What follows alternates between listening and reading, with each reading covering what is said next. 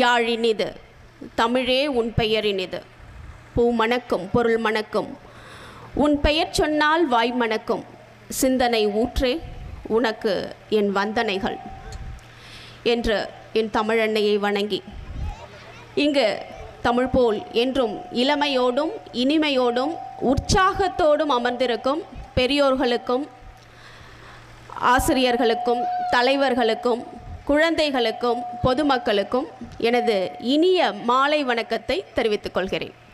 தெய்வத்தால் ஆகாதெனினும் முயற்சித்தன் மெய்வருத்த கூலி தரும். இந்த குறளை எல்லாருக்கும் தெரியும்.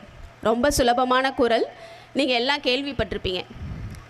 நான் ரொம்ப கஷ்டமான குறளை இங்கே சொல்லணுன்னு விரும்பலை. ரொம்ப சுலபமான குறள்.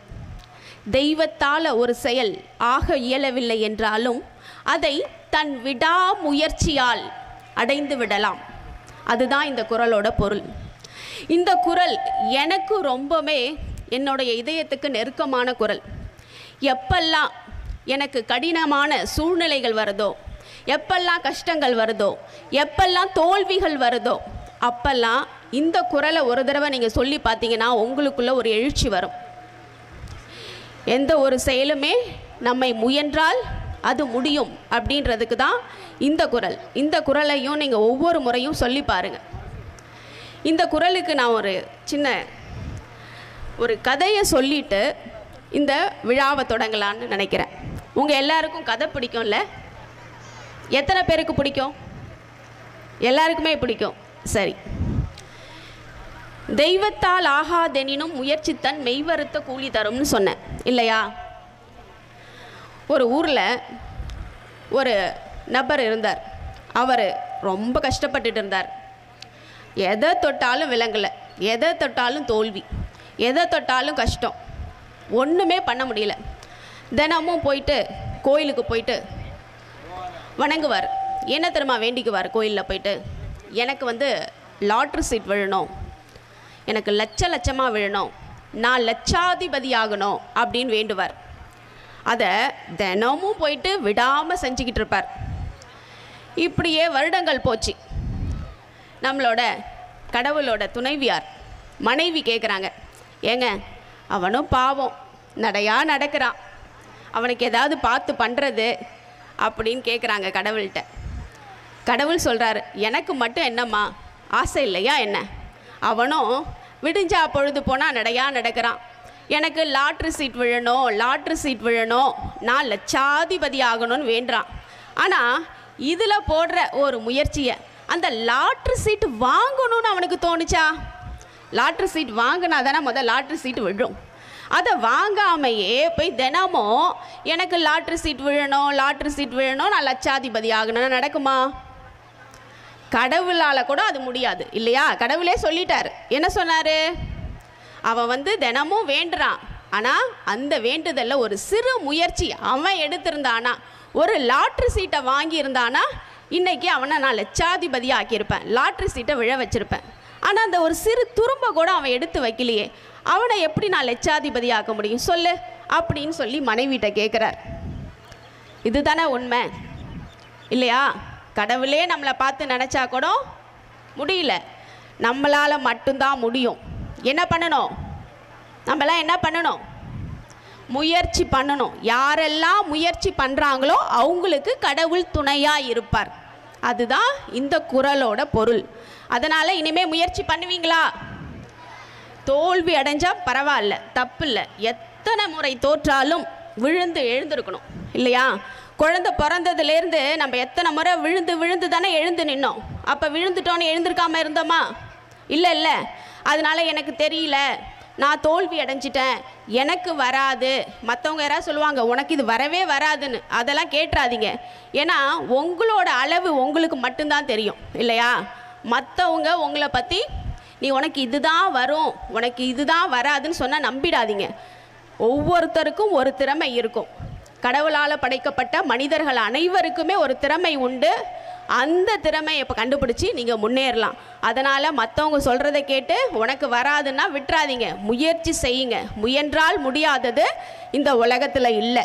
சூரியன் சாயங்காலம் மறையுது, அடுத்த நாள் காலையில் ஜம்முன்னு எழுந்து நிற்குது இல்லையா? மறைஞ்சிருச்சேன்னு விழுந்துருச்சா? இல்லை இல்லை, எவ்வளோ உற்சாகமாக வந்து நிற்குது. அந்த மாதிரி தான் மரத்தை வெட்டினாலும் தட்டினாலும் என்ன ஆகுது? வளருது இல்லை? எத்தனை முறை நீ வெட்டி விட்டாலும், எத்தனை முறை தட்டி விட்டாலும், எத்தனை முறை தள்ளி விட்டாலும் என்ன பண்ணும்? அந்த மரம் வளர்றதை நிறுத்தவே நிறுத்தாது. அந்த மாதிரி தான் நம்ம எல்லாம் இருக்கணும். இந்த மாதிரி இருந்தோம்னா வாழ்க்கையில் நம்ம முன்னேறிக்கிட்டே இருக்கலாம். வாழ்க்கையில் நமக்கான அடையாளத்தை நம்ம உருவாக்கிக்கலாம். வாழ்க்கையில் ஒவ்வொருத்தருக்கும் ஒவ்வொரு அடையாளம் வேண்டும். இப்போது அம்மா, அப்பா, கணவன், மனைவி, குழந்தை எல்லாம் சொல்கிறோம் இல்லையா? இதெல்லாம் உறவு முறைகள். நமக்குன்னு ஒரு தனி அடையாளத்தை நம்ம உண்டு பண்ணிக்கணும். நான் ஒரு ஆசிரியர், நான் ஒரு மருத்துவர், நான் ஒரு கலெக்டர், நான் ஒரு பைலட் அப்படின்னு சொல்லலாமா?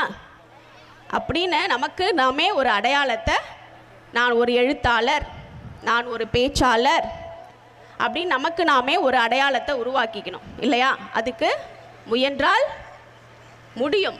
நமக்குன்னு ஒரு அடையாளத்தை உருவாக்கிக்கலாமா? அதுக்கு நம்ம என்ன பண்ணணும்? முயற்சி பண்ணி படிக்கணும். தோல்வியை பற்றி கவலைவே படக்கூடாது. எத்தனை முறை தோல்வி அடைந்தாலும் கவலைப்படாமல் அடுத்தது என்ன பண்ணணும்? முயற்சி செய்துக்கிட்டே இருக்கணும். சரியா? தாமஸ் ஆல்வா எடிசனை பற்றி தெரியுமா? பல்பு கண்டுபிடிச்சார்ல, அவர் எத்தனை முறை தோற்று போனார்னு தெரியுமா? நீங்களாம் ஒரு முறை தோற்று போனாவே எனக்கு வராது, வெக்கமாக இருக்குது, எல்லோரும் பார்த்து சிரிப்பாங்க, நான் அடுத்த முறை ட்ரை பண்ணவே மாட்டேன் அப்படி தானே சொல்வீங்க இல்லை? ஆனால் தாமஸ் ஆல்வா எடிசன் எத்தனை முறைக்கு தோற்று போனார்? 10,000 முறை. அப்பா, 10,000 முறை! நினச்சி பாருங்க. நம்ம யாராவது 10,000 முறை தோற்று போயிருக்கோமா? ஒரு 2 முறை இல்லை ஒரு 3 முறை தோற்று போயிருப்போம். அதுக்கே என்ன பண்ணியிருப்போம்? மனசு உடஞ்சி நான் தோற்று போயிட்டேன், எனக்கு வராது, ஐயோ என்ன அடுத்த முறையும் தோற்று போயிட்டா எல்லாரும் பார்த்து சிரிப்பாங்க, எனக்கு வெக்கமாக இருக்குது, நான் எப்படி இதுலேருந்து வெளில வருவேன்னு முயற்சியை கைவிட்டுட்டு மூளையில் முடங்கி உட்காந்துருவோம். ஆனால் அவர் முடங்கலை. அவர் என்ன பண்ணார்? தொடர்ந்து முயற்சி செஞ்சுக்கிட்டே இருந்தார். 1 முறை இல்லை, 2 முறை இல்லை, 100 முறை இல்லை, 500 முறை, 1000 முறை இல்லை, 10,000 முறை இல்லையா? அப்போ பாருங்க, அத்தனை முறை அவர் தோல்வி அடைஞ்சு தான் நமக்கு ஒரு வெளிச்சத்தை கொடுத்துருக்கிறார். அதனால் தோல்வி அடைஞ்சால் தப்பு இல்லை, வெளிச்சம் வந்துக்கிட்டே இருக்குன்னு அர்த்தம். சரியா? அதனால் கவலைப்படாதீங்க, வெற்றி நமக்கு. இந்த ஒரு உரையோட நீங்கள் இனிமே எல்லாரும் உற்சாகத்தோட முயற்சியோட உங்களோட வாழ்க்கையில் படிப்பை கையில் எடுக்கணும். படிப்பு தான் முக்கியம் வாழ்க்கையில். இன்றைக்கி ஒரு படிப்பு, வாழ்க்கையில் படித்தவங்க தான் அடுத்த நிலைக்கு உயர்றாங்க. அவங்க மட்டும் உயர்றதில்ல, அவங்கள சார்ந்தவங்களையும் உயர்த்துறாங்க, அவங்க குடும்பத்தை உயர்த்துறாங்க, தலைமுறையை உயர்த்துறாங்க, சமுதாயத்தை உயர்த்துறாங்க. அந்த மாதிரி தான் இன்றைக்கி இந்த விடிவுகாலம் ஃபவுண்டேஷன் நிறுவனர் வாழ்க்கையில் படிப்புக்காக உங்களை மாதிரி அடிமட்டத்திலிருந்து உருவான ஒரு நபர் தான் இன்றைக்கி கஷ்டங்களை தாண்டி பல வழிகளை தாண்டி வெளியில் வந்து படித்து, அவங்க படித்தது மட்டும் இல்லாமல் அவங்கள மாதிரி கஷ்டப்படுறவங்களெல்லாம் படிக்க வைக்கணும், முன்னேற்றணும் அப்படின்ற ஒரு நல்ல எண்ணம். நீங்கள் படித்து நாளைக்கு நீங்கள் 4 பேரை முன்னேற்றுவீங்க இல்லையா? உங்களால் ஒரு 4 பேரை முன்னேற்ற முடியும் இல்லையா? கண்டிப்பாக இல்லை? அதுக்கான ஒரு முயற்சி தான் இது. நம்ம உலகத்தில் உள்ள எல்லோருக்கும் உதவி செய்ய முடியாது. ஆனால் நம்ம எல்லோரும் சேர்ந்து ஒரு நபருக்கு உதவி செய்யலாம் இல்லையா? அவங்க முன்னேறினா அவங்க குடும்பம் முன்னேறும், அவங்க குடும்பம் முன்னேறினா அவங்க தலைமுறை முன்னேறும், தலைமுறை முன்னேறினா சமுதாயம் முன்னேறும் இல்லையா? அதுக்கான ஒரு வழிதான் இது.